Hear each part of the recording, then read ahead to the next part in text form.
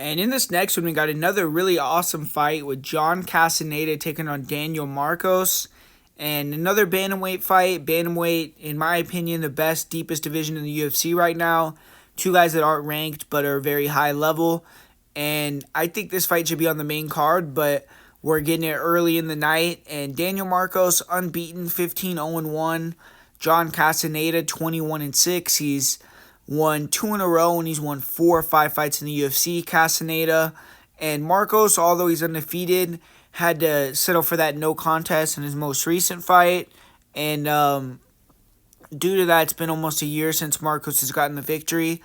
But the winner of this fight is going to most likely get a ranked fighter next stand in front of him, or they do deserve it.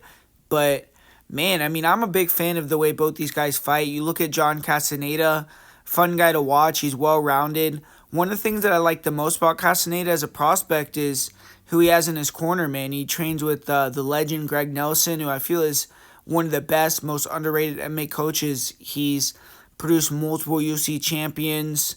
And I feel like if you probably look at it, he has a very high win percentage of his fighters that he's cornered in the UFC. Worked with guys like Rose Namajunas, Sean Shirk, Dave Menne, Brock Lesnar. I mean, all these guys are UFC champions. And these days, he doesn't have a lot of UFC fighters he trains with, but I do know that Castañeda is one of them.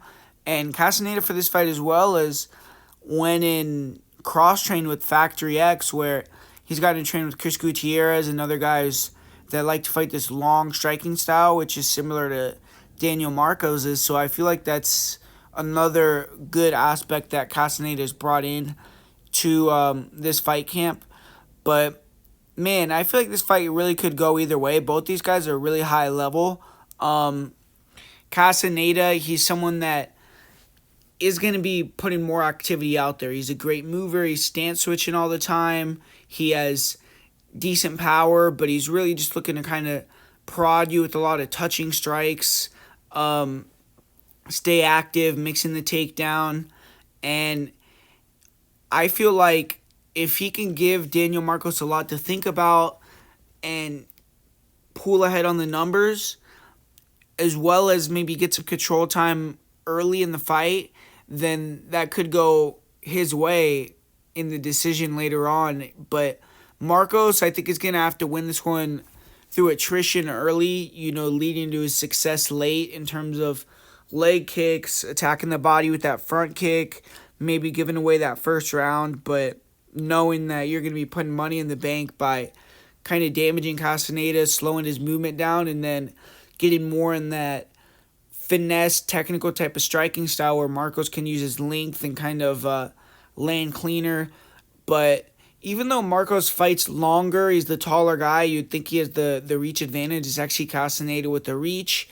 And if you watch that fight with Davey Grant, it seems like Daniel Marcos, he wasn't putting enough out there, and Grant was getting ahead of him by just being active. And I feel like Castañeda can do the same thing, except maybe a little bit smoother, which could look better on the judges' scorecards. And if he could mix in a takedown or two, I think he could win the decision pretty decisively.